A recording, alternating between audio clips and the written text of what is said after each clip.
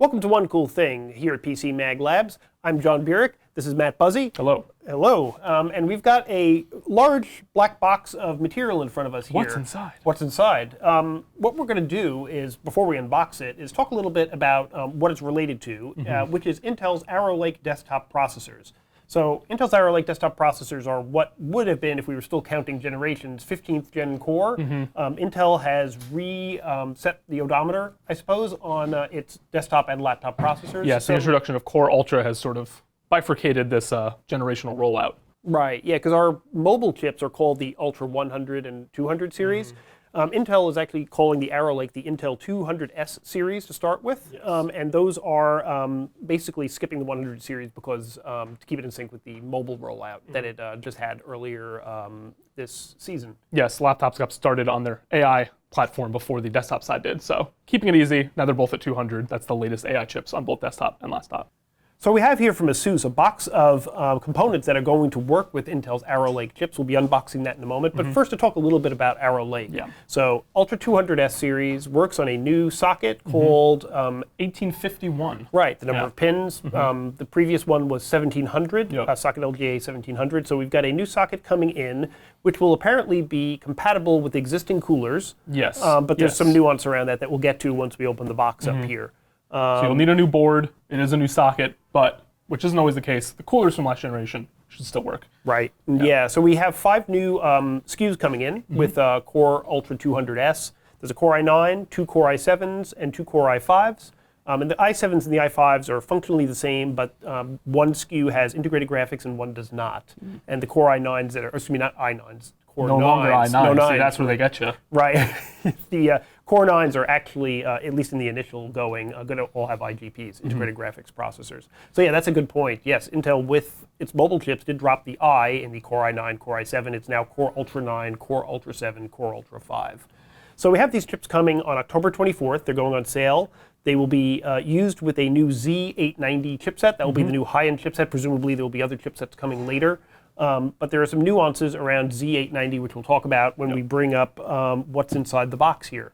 So big thing about Arrow Lake, new socket, of course, but Intel's emphasis on it, at least in the early going, we haven't tested it yet, is on efficiency. Yes. So Matt, what's going on there? Infamously, the last processor platform, Raptor Lake, and the 13th gen chips prior to that, running a little too hot, drawing too much power. There should, maybe be a performance slight dip in some scenarios with these new processors, but it will run up it'll be twice as efficient. 50% less power draw for about similar performance is the appeal. Intel's kind of taking the opportunity to reset the clock, really focus on efficiency and reduce the power draw that these new processors, even if they're hitting slightly less or about the previous generation's amount of performance, will be drawing less power. That is sort of the main elevator pitch approach to the new processor platform. Yeah, it'll be interesting to see actually how that shakes out, because they're saying up to 50% less. I mean, it probably depends on the scenario. Which chip in the stack, what kind of system you have it in with what parts, that sort of thing. But that is the top potential, is at least 50% improvement. Right, and that's a very big deal, because one of the things that there's a motherboard in this box. We'll tease a little bit here. Yeah. And this motherboard has some serious overclocking potential, whereas with last few generations of Intel stuff, we kind of maxed out what you could do. There was no built-in headroom sort of for that, and now part of the, in addition to less power draw, part of the appeal is, now there's this headroom back for the enthusiasts who want to kind of push and make use of that headroom for increased performance. Right, so we'll see how that actually shakes out in the longer term, whether overclocking is back, so to speak, on the Intel platform, whereas before it was kind of maxed out, really, just by the stock settings. And this is, of course, all on paper. We haven't done our testing as we're unboxing this thing, but that is the appeal on paper of this processors. Yep. Yeah, there is that. So we will be testing several of the Core 9, I believe the Core 9 and the Core 5 chips, Core Ultra 9 and Core Ultra 5 chips in the coming days when the launch happens later in October. But for now, what we've been presented with here is sort of a Asus Arrow Lake care package full of components that sort of highlight, I guess, all of the new things that are coming, with Arrow Lake, and also some stuff that we really weren't ready for. Right. So let's get down to unboxing it. We've got some nice Velcro straps, which you don't get too often, and there we go. Boom. All right. So what do we have in here? A care package that the consumers will not be getting themselves, right? This is a press sort of package that we received. You would buy these separately normally. So So- if you like the giant cube, sorry, that will not. I don't think the giant cube will be for sale. There we go. Right, so we actually have motherboard up front here, the ROG Maximus Z890 Hero, which is not the flagship of Asus's Z890 line, but close to it. Yeah, above mainstream option for sure. It has more than the average person needs. Definitely for enthusiasts. No, totally. And then behind it there, hidden behind the Z890 Hero, we have Asus's high-end cooler that could be used with Arrow Lake, the Ryujin 360 ARGB Extreme. So a lot of adjectives and numbers there.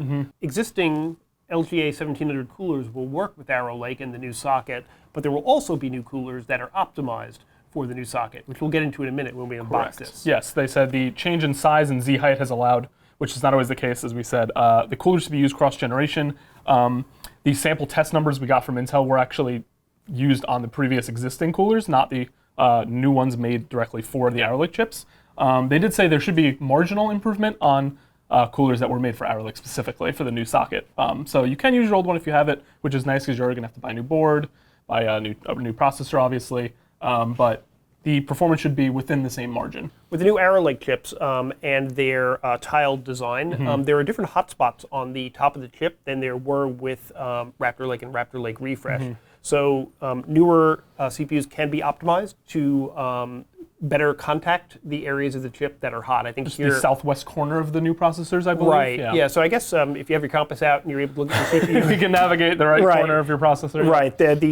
A LGA 1851 optimized cooler should favor that corner, or at least be optimized so that the pressure on that corner is adequate to treat the new reality that Arrow Lake chips are bringing us. So one more thing in the box here, there is a secret drawer, or not so secret, can you because I find found it it? before. I believe it's on your side, I'm going to let you may- search. Oh, here it is. It's marked with a little pull tab. Yep, we've got a couple of things in here. We've got the ROG RG07 Performance Thermal Paste Kit. Don't leave home without it. Yep, so at the time we were recording this video, we actually do not yet have the Arrow Lake chip samples yet, so we're going to have to put this aside until we actually get the chips in. Should be here in a day or two. And finally, if we pull out a little further, there's a Kingston Fury memory kit. So we're going to talk a little more about this later, but this is a special new type of RAM that is coming in with Arrow Lake that we'll talk about the advantages and nuances of in a moment. So let's start with the motherboard. Let's get the Maximus 890 Hero out of the box. Nailed it. If you can. Ooh, it's a hefty one. This is a hefty board. So we've unboxed the ROG Maximus Z890 Hero board. A lot of convenience features on this board surrounding storage, memory, installing and removing your graphics card, figuring out what's going on in the BIOS or what might be going wrong with a boot. But let's start with the storage. Yeah, what would you say if I wanted, let's say, up to 6 M.2 slots? Well, you would have them on this board, indeed. I'm in luck. There's actually 3 of them that are PCI Express 5, which is quite unusual. Like with earlier gen boards with Raptor Lake Refresh, and even with AMD, you'd get 1 maybe of those slots. Here we've got 3. Yes. And then 3 PCI Express 4 ones. And I notice I can't really see any of them. Right, this is true. So most of the slots are underneath various heat sinks over here. There's one big heat sink over here that says Hero on top, and that's the main PCI Express 5 slot. The Hero drive is labeled really as such. Yes, and the thing with this is that it connects via PCI Express lanes directly to the CPU for maximum performance. So you would put your boot drive or your most favorite programs on this drive, and it has a much more robust heatsink for PCI Express 5 operation. It also has, you'll notice, an arrow on the end of the heat spreader here. So we're going to click that down. One of them, any Q branded, quick release, they all have a name for both the drives and the PCIe, which we'll get to. Yeah, they have these handy levers. So pulling that one releases the heatsink, which has a thermal pad underneath it. Yep. And then you'll notice under here, there's a M2 slot with a slider on it, which is also one of these Q things. I believe this is the Q slide or Q slider. And you can basically click it to different stagings on the M2 slot. So if you have a 2230 versus 2242 versus 2260 versus 2280 M2, you put the slider in the proper position and then lock it onto the drive end. So the drive goes into the slot, you snap it on the end, and you don't have to fuss with like little screws and dropping them into your board slots. Yeah, it might seem a little silly naming them and having all this focus around them, but truly, I mean, anyone knows if you're watching this, you probably have a vested interest in making this stuff easier, and that is some of the most fiddly and annoying thing to do while you're setting up a new PC and building your system out. So anything to remove those little screws and the proprietary, specific different designs that manufacturers have, or just those tiny screws in and of themselves, I'm glad to see the back of them. Yep, yeah, I agree. And then on the other slots, you don't necessarily have all this apparatus, but there's a little swiveling latch that you use to attach or detach the M2 drives instead of messing with the screws. So that's the M2 attachment stuff, but there's also another interesting aspect to this. I'm going to lay the board down. It's not just the M.2 screws and slots that they've extended this sort of ease of use to. The infamously difficult graphics card slot, the PCIe slots, it's a famous tug of war against your GPU normally to get it out. They've extended this ease of use system, this queue system, to the PCIe slot lane. So everyone's familiar with these little switches. The previous version of this ease of use sort of accessibility feature included a little quick release button, and now even the button is gone from the equation. So this new system requires just a pull from the right place. John was saying, he messed around with it a little, trial and error, and got used to it after a brief amount of time, and really is much better than these sort of old, try to get in there, flip the switch, tug it. So yeah, take it away, John. All right, so basically, I installed the card in the slot here, and I can lift it straight up. The board comes with it. Not that I'd recommend that you do this at home. Try and take it out this way. It doesn't come out. Can't really reach the trigger down there. But if you lift the card from here, from the I/O side of the card, comes right out. So you don't have to use a button, flips right out, and just a matter of leverage and a little wrist action. Yeah, even their previous button system, which was already easier than the traditional standard years-long setup, is now made obsolete. I really wish it was always that easy. It seems like it should have been that easy if that was possible. So big kudos to Asus there. All right, so we flipped the board around here, and we're looking at the I/O plate. So it's got a built-in I/O plate, as most mainstream and high-end boards now have these days. But looking across the back, you can see there's pretty serious connectivity here. We've got 11 total USB ports on the back plane. These two down here support Thunderbolt 4. As I understand it, Asus's highest-end board in this line supports Thunderbolt 5, even though there really isn't much of anything to plug into 5 at this point that will take advantage of the port. I mean, everything's backward compatible, but 5 is only on the Extreme, the Z890 Extreme SKU of this line. We've got actually two posts that are for the Wi-Fi 7 antennae. Instead of having to screw in little posts, with threaded nuts, here you just snap them on and they stay on securely. And then a host of USB-A and USB-C ports around the back, as you can see. We've also got 2.5 and 5 Gbps wired Ethernet jacks here. Last but not least, the memory. There's no new Q latch system, nothing to talk about there as far as installing the memory, already one of the simplest things to do on a system. That said, John, there's plenty of speeds and feeds to cover with the RAM. Yep, yeah, so we actually have a new form factor going on with Arrow Lake that is optional to use with Arrow Lake boards. Matt's got a kit here, Kingston Fury, which he just popped open, and this kit consists of 2 CU DIMMs. So what are CU DIMMs? So you may have heard of UDIMMs or just straight up DIMMs. Those are the typical desktop memory modules that you use in a desktop system. SO DIMMs are the smaller ones that go into laptops. CU DIMMs have an onboard clock generator. Now what does that mean? It enables you to essentially get stabler memory frequencies going between the chip and the board, the memory chip I should say, and the board, and enables both higher stock settings as well as better memory overclocking. So in terms of what CU DIMMs will bring you, it depends on how many slots that you have on the board, how many modules you're using if you have more than 2 slots, and there's a sort of a matrix of what the top officially supported RAM speeds are with CU DIMMs and with regular DIMMs. So one more aspect that's interesting about memory with this board, and with CU DIMMs in particular, is that Asus introduces a feature called DIMM Fit. Now what DIMM Fit does is it enables you to install your memory and run a sort of profiling utility or application that analyzes the memory over a course of hours to sort of see where the strengths and weaknesses are in each of its cells. And that enables you either later on to optimize for the maximum potential of that kit, or if you're an overclocker, to sort of find a stable level and then sort of increment up from there with the help of DIMM Fit. So there's a bunch of memory overclocking nuances to this, and if you're really trying to get down in the weeds with memory speeds, this board and the Arrow Lake platform in general looks like it's going to be pretty sweet that way. Yeah, this is where it comes into this being not quite the mainstream board, kind of being one step above for people who want to get into that, sort of performance boosting. No, totally. One other thing to talk about with this board is there's a bunch of AI features involved at a high level. One of them will profile your CPU and look for its particular strengths and weaknesses of that particular CPU sample. Also, inside of the software suite for the Asus board here, we have an AI LLM that will enable you to basically ask questions and ask for advice or recommendations on your PC build. So sort of a tuned large language model to give you a hand with PC building if you're rusty or if you just want somebody to talk to while you put your board together. Yeah, AI advisor is what that's called. Your personal assistant. There we go. So there's a lot else about this board that we could talk about, but in the confines of this short introduction, we'll keep it to that. So a lot going on with the Maximus Hero, as there always is, generation after generation, but Arrow Lake brings a whole bunch of new nuances to it. So actually, let's take a look at the other big part of the kit we got, the CPU cooler.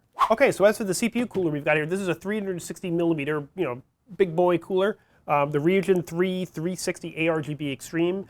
So this one is made specifically, or optimized, I should say, for a socket 1851. You could also use it with earlier sockets if you're so inclined. But Matt, you want to see what's going on in the box here? Yeah, let's get in there and open it up. We have here the 3 fans lined up nicely in this drawer here. Yeah, so when you get the radiator, presumably you have to actually install them on the radiator. They don't come pre-installed. And the much bigger prize here. Let's get this out. This is, of course, the radiator itself with the cooling head. All right. You'll so notice this is quite tall. even bulkier Wow. than normal, yeah. Right. So yeah, I see some action going up on this end. The reason this is such a big construct here is this display on the other end. I'm trying to point that towards the camera there. Yeah, it's a 3.5-inch color display, so you can program, whether it's a GIF or message or other video content onto the head and have it play back through your PC cases, presumably glass side. Yep. So very big cooler head there. Again, 360 millimeters seems to be what's going to be required for the Core Ultra 9, sort of like the Core i9 with the 13 and 14th gen Intel chips required a full size, big boy cooler here. So looks like we're going to be continuing that even with the lower power consumption on Arrow Lake. Yes, though, as we said before, if you do own one from the previous generation, you aren't required to buy a brand new one like this. So there is that upside. So one thing with Arrow Lake that is a follow-on from Raptor Lake and Raptor Lake Refresh, 13th and 14th gen Intel, is that with the last 2 generations of Intel, sometimes, depending on the installation of the CPU cooler and the particular design of the motherboard and its backing and what have you, there were instances where the socket could flex and you would end up with a possibly slightly bent CPU, which would mean not perfect adhesion between your cold plate on your... Because, of course, where you want that directly in contact with the processor. Right. So as I understand it, with this cooler and also with the 1851 socket in general, we're seeing improvements to rigidity, to resist bending. And when you're talking about stuff at this sort of like rarefied level of like the Core Ultra 9 or a Core i9, you need to have perfect adhesion, or as close to perfect as possible, between the CPU and its cold plate to maximize transmission of heat between the graphics, the integrated heat spreader on top of the CPU and the cold plate on the cooler. Yeah, for someone chasing the CU DIMM and someone chasing the brand new cutting edge cooler, that's something you're going to be concerned about, right? All of those margins make the performance that much better. Right. So yeah, that's one of the things with this cooler and why it's sort of a higher end model is that you are sort of working in all of these sort of nuances into this new platform, and then also adding some icing on the cake with a nifty little LCD screen. Not so little, really. Well, no, this is true. Yeah, right. We've seen plenty of over the years. I've had displays phones on a cooler. I've had phones with screens Right, that looks smaller like a than this. smartphone. Yeah, exactly. Yeah. So here we got the Ryujin 360. Hard to say the 3 and 3. 360 RGB ARGB Extreme. Going to be a high-end cooler from Asus that will work well and be a flagship cooler for Arrow Lake. So that's what came in our care package. Again, not too much to say about the thermal cooling kit until we actually get down and dirty with the actual chips, which should be showing up any day now. So we're really looking forward to testing Arrow Lake in the coming week and a half or thereabouts until the October 29th launch, October 24th launch. And we'll be presenting that on PCMag.com shortly.